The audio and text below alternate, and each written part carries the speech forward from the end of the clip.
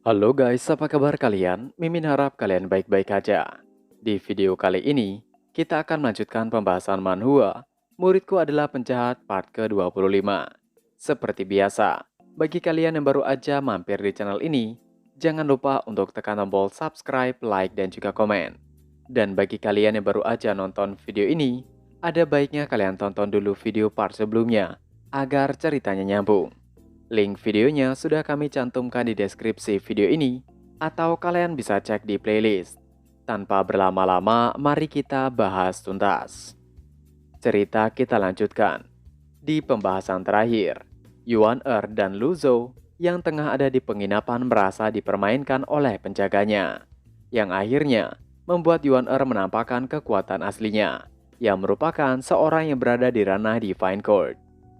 Akibat kekuatan Yuan yang meluap, lobi penginapan hampir porak-poranda dibuatnya. Penjaga penginapan yang terduduk terlihat keringat dingin. Ia ketakutan. Menurutnya, hari ini terlalu banyak orang yang kuat yang datang ke penginapannya. Sosok kultivator yang diperlakukan baik oleh penjaga penginapan tadi melirik ke arah Yuan dan mengetahui Yuan adalah seorang yang berada di ranah Divine Court. Yuan yang telah selesai kembali menarik kekuatannya dan memperbaiki bajunya yang tersingkap. Kultivator tadi mengatakan dengan lemas, saudaranya menghormati para ahli ketika dia masih hidup, dan dia bercita-cita menjadi kultivator Nation Divinity Tribulation. Ia menghormati apa yang dia hormati, maka ia akan berbagi satu kamar dengan abu saudaranya. Ia memerintahkan pemilik penginapan memberikan satu kamarnya untuk Luzo dan Yuan Penjaga penginapan merasa itu adalah solusi yang baik. Namun Luzo menggelengkan kepalanya. Ia mengatakan itu tidak cukup. Dengan menunjukkan kedua jarinya, Luzo menginginkan dua kamar deluxe. Alasan Luzo menginginkan dua kamar sangat sederhana. Meskipun Yuan adalah gadis yang sederhana dan polos, dia hampir berusia 16 tahun dan bukan lagi seorang anak kecil. Tidak nyaman bagi mereka untuk tinggal di kamar yang sama. Penjaga penginapan terbata-bata mengatakan bahwa itu bukan masalah. Luzo perlahan menaiki tangga sementara Yuan mengikuti dengan penuh kemenangan. Ketika melewati kultivator itu, Luzo mengatakan, apakah itu pedang ganda pria dan wanita? Kultivator itu terkejut dan bingung. Apakah Luzo mengetahui tentang pedang itu? Luzo menjelaskan ciri-ciri pedangnya. Salah satu pedang panjang itu diukir dengan naga, dan yang lainnya pendek diukir dengan burung phoenix. Mereka berdua adalah senjata tingkat bumi tertinggi, hampir tidak menyentuh tingkat surga. Kultivator itu menimpali. Karena Luzo mengetahui pedang itu, Luzo harus berhati-hati berbicara dengannya. Jika di lain waktu, pasti ia akan menggunakannya untuk memberi pelajaran kepada Luzo yang menghina pedang itu. Pedang miliknya telah menghabisi musuh yang tak terhitung jumlahnya dan telah ditempa selama puluhan tahun, yang menjadikannya senjata kelas surga sejak lama. Itu bukan senjata kelas bumi seperti yang baru saja Luzo katakan. Menurutnya, tidak ada senjata di dunia yang lebih tajam daripada sepasang pedang ganda miliknya. Yuan menimpali. Apakah kultivator itu bisa menggunakan pedang itu secara bersamaan sendirian? Sedangkan Luzo masih terdiam tidak mengatakan apapun. Kultivator itu menggelengkan kepalanya. Ia mengatakan, ia hanya menggunakan pedang panjang, dan saudaranya yang menggunakan pedang pendek. Luzo yang mendengarnya bergumam, jadi mereka benar-benar pasangan. Luzo mencibir, bagaimana bisa kultivator itu mencapai Nation Divinity Tribulation jika memiliki gangguan jiwa seperti itu? Luzo melirik dan menanyakan sekali lagi, apakah pedang itu tajam? Kultivator itu tidak mengatakan apa-apa.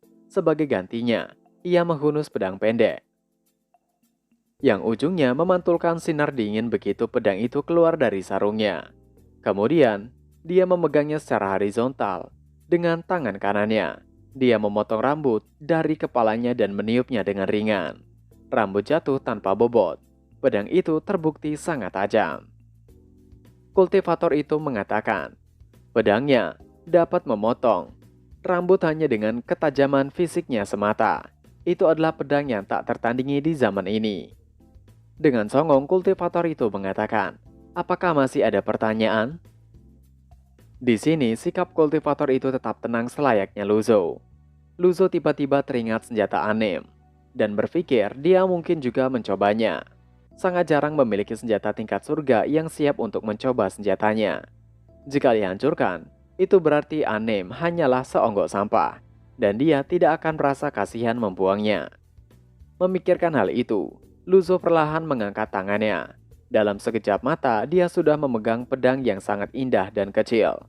Luzo mengatakan pada kultivator itu, jika pedang miliknya rusak karenanya, maka itu membuktikan bahwa pedangnya hanyalah seonggok sampah dan tidak layak untuk disimpan.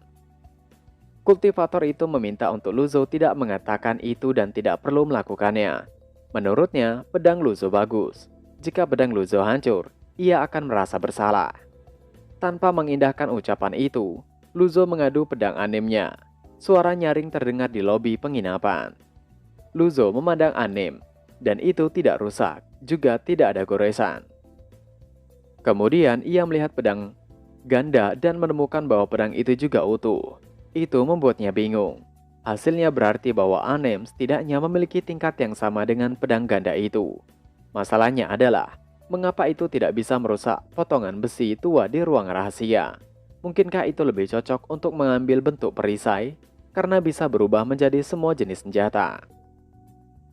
Sementara kultivator itu terkejut menatap Anem dan mengatakan, ia tidak percaya ada senjata di dunia ini yang bisa menahan ketajaman dari pedang gandanya. Yuan yang menimpali kata-kata kultivator itu dengan kesal. Menurut Yuan, itu karena kultivator pria itu tidak tahu apapun. Apakah kultivator itu percaya jika ia mengatakan bahwa kakeknya bisa mematahkan senjata apa saja hanya dengan tangan kosong? Untuk beberapa alasan, pemandangan yang pernah dilihat Luzo di kehidupan sebelumnya muncul di benaknya. Itu adalah klip dua gadis yang memamerkan kakak laki-laki mereka satu sama lain, membandingkan kakak siapa yang lebih baik dalam makan kotoran. Dia menemukan bahwa Yuan menunjukkan tanda-tanda akan turun di rute yang sama. Jadi dia dengan cepat mencelanya. Ia mengajak Yuan untuk segera pergi. Melihat Luzo menuju kamarnya, kultivator itu menunduk dan menyebutkan namanya. Ia adalah Zhou Ping. Ia berharap bisa bertemu kembali dengan Luzo di masa depan. Kedengarannya cukup aneh, tapi Luzo mengabaikan dan pergi ke kamarnya. Dengan pedang ganda di tangannya, Zhou Ping pergi ke kamarnya sendiri. Begitu dia masuk, dia meletakkan pedangnya, dan saat itulah terdengar suara retakan yang jelas. Zhou Ping bingung, dia menarik pedang pendeknya dari sarung. Ia membuatnya ngeri. Dia melihat sayatan bersih di tengah bilahnya. Ia membelah pedang menjadi dua seperti sepotong tahu. Dia terkejut dan hatinya sakit. Dia telah menganggap pedang itu sebagai hidupnya. Namun pedang itu telah dihancurkan sekarang. Ia penasaran, apakah Pak Tua tadi yang melakukannya? Zhou Ping berdiri dengan marah saat dia mengambil pedangnya lebih panjang dan membuka pintunya. Berjalan keluar dengan amarah yang besar. Dia baru saja mencapai tikungan pertama, ketika seorang pria berjubah biru menghalangi jalannya. Pria itu tersenyum dengan tangan disilangkan di dada, dan auranya biasa saja. Tidak ada yang aneh darinya sama sekali. Dengan tergesa-gesa, Zhou Ping meminta pria itu menyingkir dari jalannya. Pria itu hanya tersenyum dan meminta maaf. Sekali lagi, Zhou Ping meminta untuk pria itu menyingkir. Tapi tiba-tiba, seperti tidak terjadi apapun, Zhou Ping terbelah menjadi dua. Saking halusnya, tebasan dan kecepatannya, itu tidak menyakiti Zhou Ping. Ia bingung karena pria yang ada di depannya kini telah berada di belakangnya. Pandangannya kini menjadi dua. Ia juga bingung apa yang terjadi. Mengapa dunia terbelah dua? Itu mengejutkan Zhou Ping. Tapi pada akhirnya, Zhou Ping terjatuh di lantai tidak berdaya dan tidak sadarkan diri lagi. Sedangkan pria tadi duduk di kursi dengan senyum, tepat di sebelah jendela. Ia bergumam, di mana masternya? Pria itu berhenti tersenyum saat ia berbicara dengan seseorang. Di luar jendela, seseorang yang tengah menyamar muncul. Seseorang itu sepertinya mata-mata dari sekte lain dan memberikan informasi tentang Sword Freak. Chen Wenji telah tiba di Runan 2 hari yang lalu, dan master sektenya meminta pria itu berhati-hati dengan para ahli sekte kebajikan dan sekte kebenaran. Dan laporan lainnya adalah ada kemungkinan Jitiando, Master Pavilion Evil Sky telah tiba di Runan. Master Sekte ingin tahu rencana pria itu.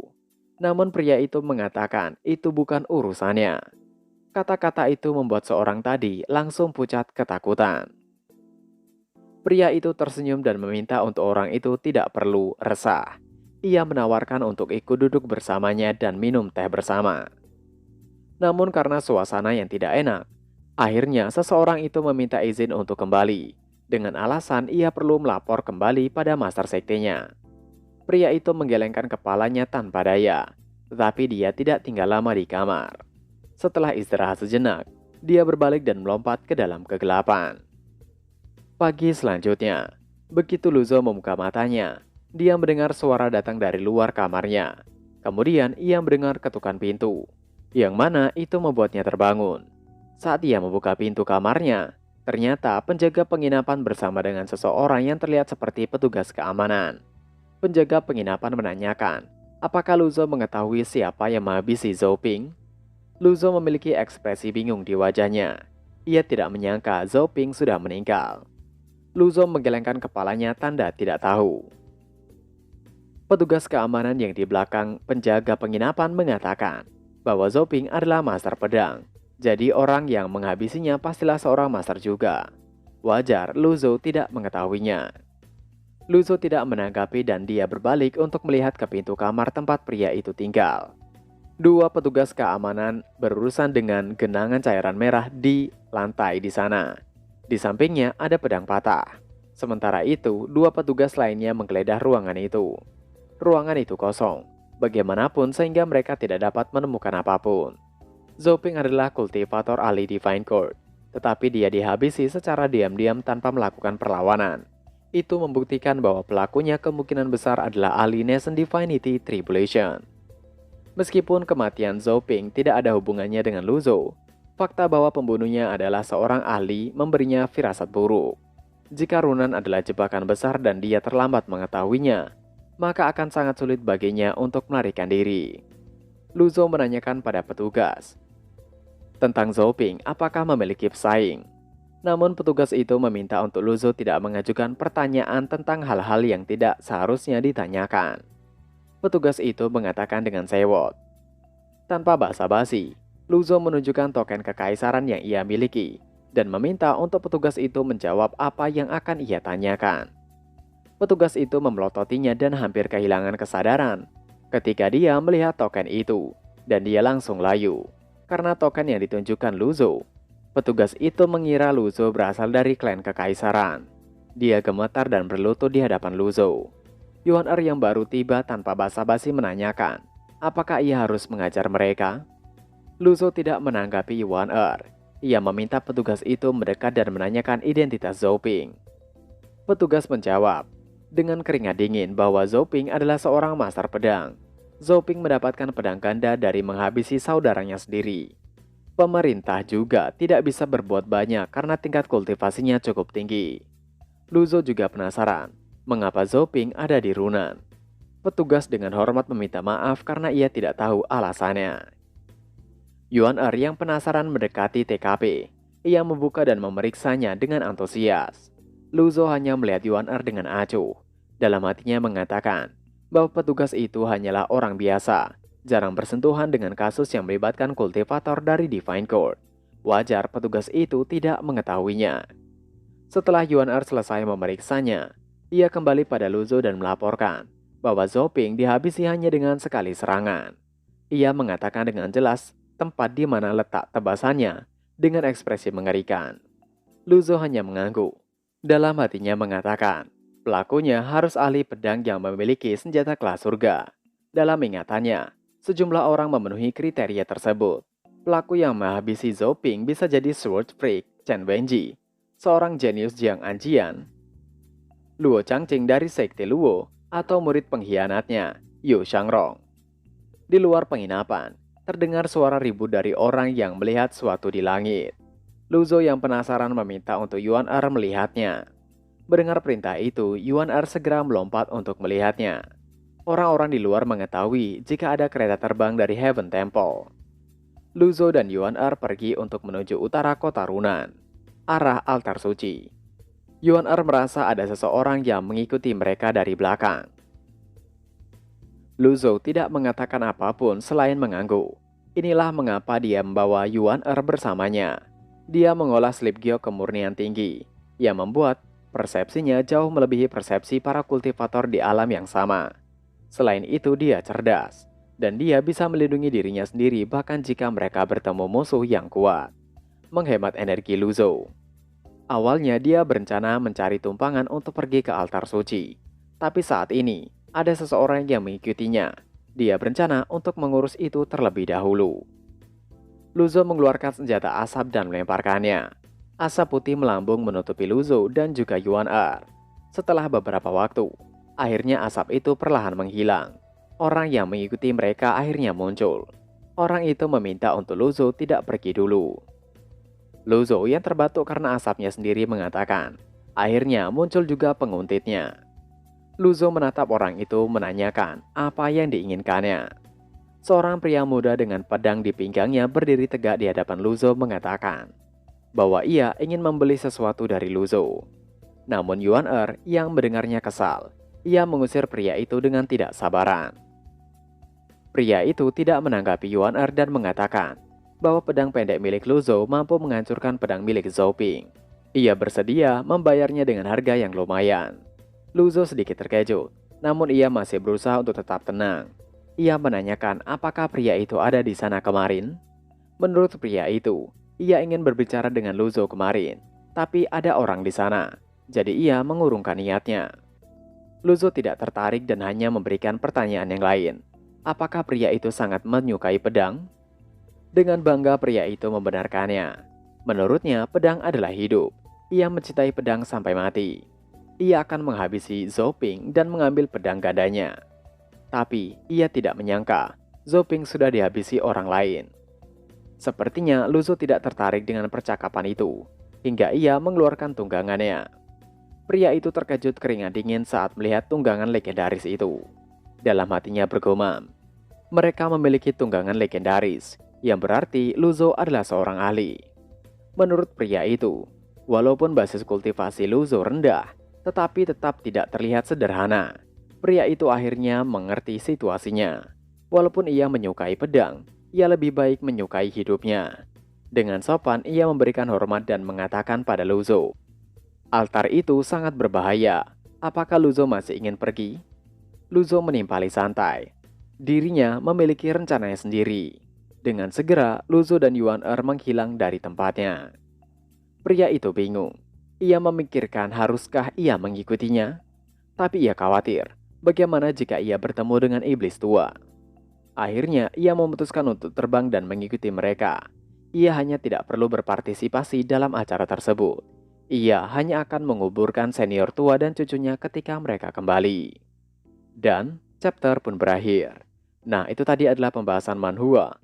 Muridku adalah penjahat part ke-25. Seperti biasa, sebelum mengakhiri video ini, Mimin ingatkan untuk kalian bahagia dan sehat selalu. Terima kasih sudah menonton video ini, dan sampai jumpa lagi di video selanjutnya. Jana!